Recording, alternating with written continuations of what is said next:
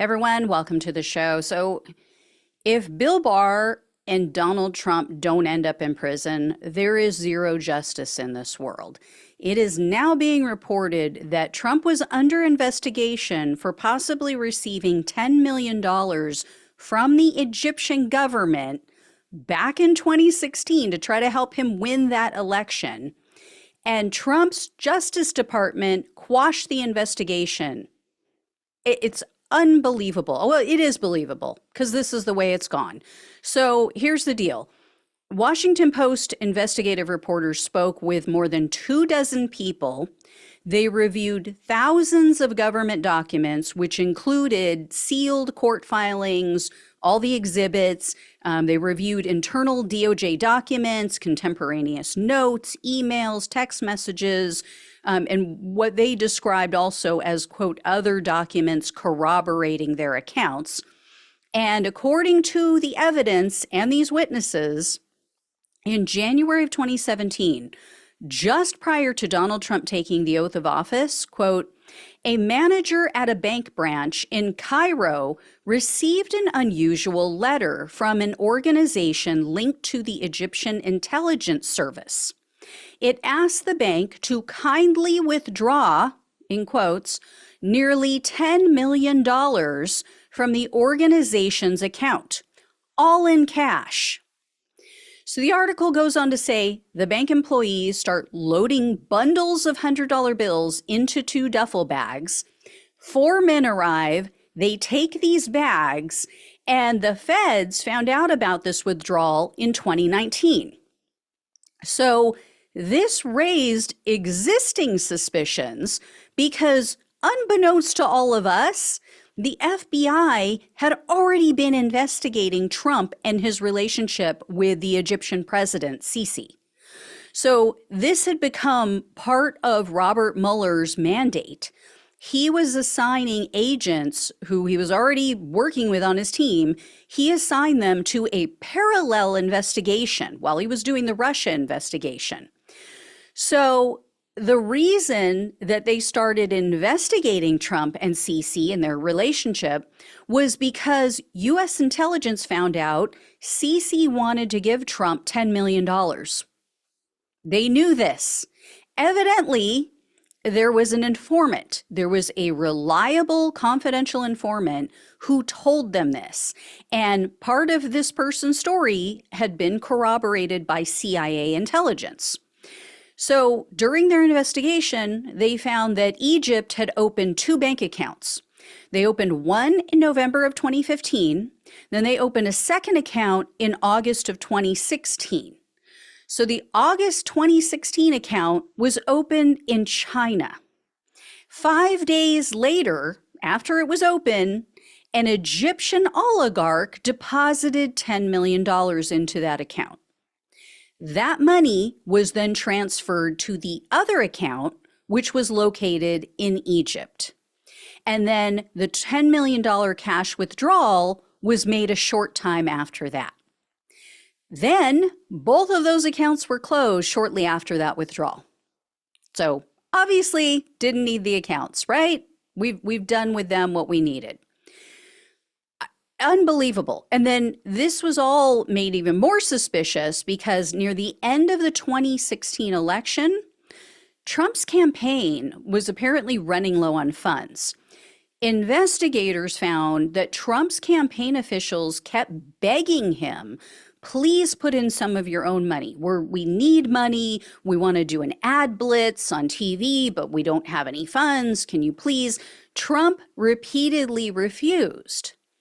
All of a sudden, on October 28th of 2020, this was 5 weeks, by the way, after Trump had a one-on-one meeting with Sisi at the UN General Assembly in New York, Trump announced, oh, I'm going to throw in $10 million of my own cash for my campaign. Aren't I such a great guy? I'm so generous with myself. I'm going to put $10 million of my own money into the campaign. What are the odds? Right? That this is all a coincidence. $10 million transferring here and there. Trump decides to put in 10 million supposedly. And this intelligence informant says, oh yeah, Sisi wanted to give him 10 million. Come on. And Trump used his own money. That cheap ass bastard has never used his own money for anything ever. He is down with OPP, not the P you're thinking of, right? OPP, how can I explain it, right? No, it's the other people's paper is what I call it.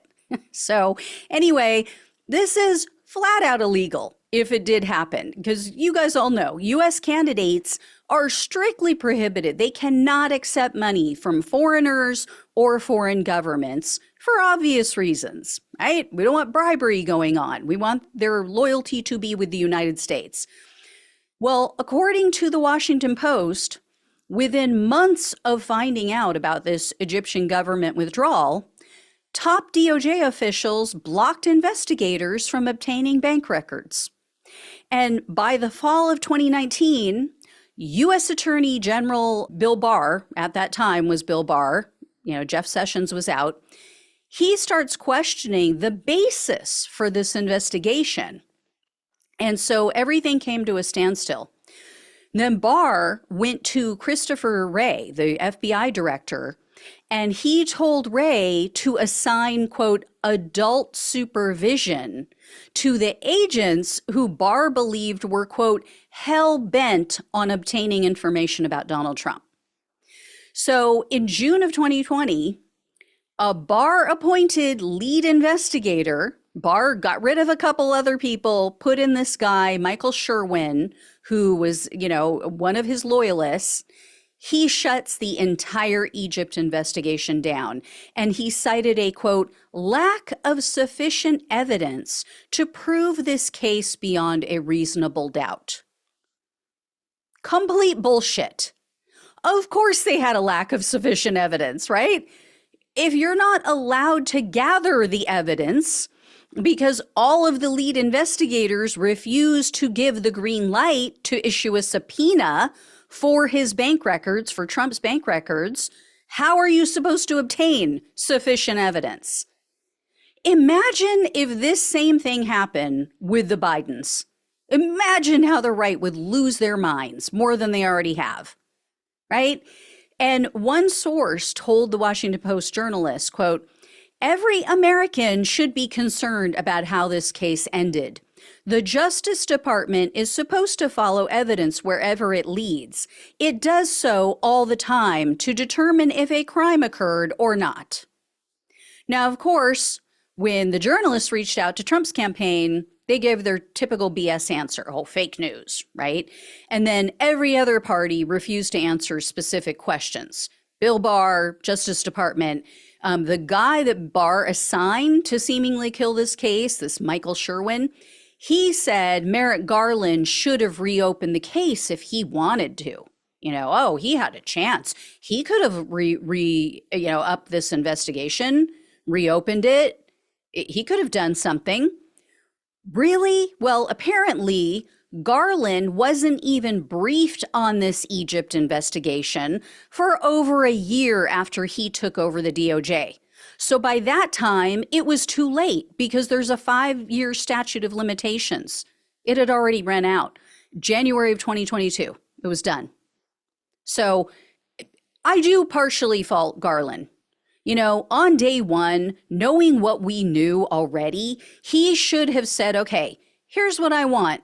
I want everyone to brief me on any investigation involving Donald Trump and or his allies that were shut down under suspicious circumstances. Because this isn't just a matter of Trump getting some campaign cash that he wasn't entitled to. The Post pointed out, during Trump's time in office, he was very deferential to Sisi. He referred to Sisi as, quote, my favorite dictator. He called him a fantastic guy. He gave Egypt also a ton of money.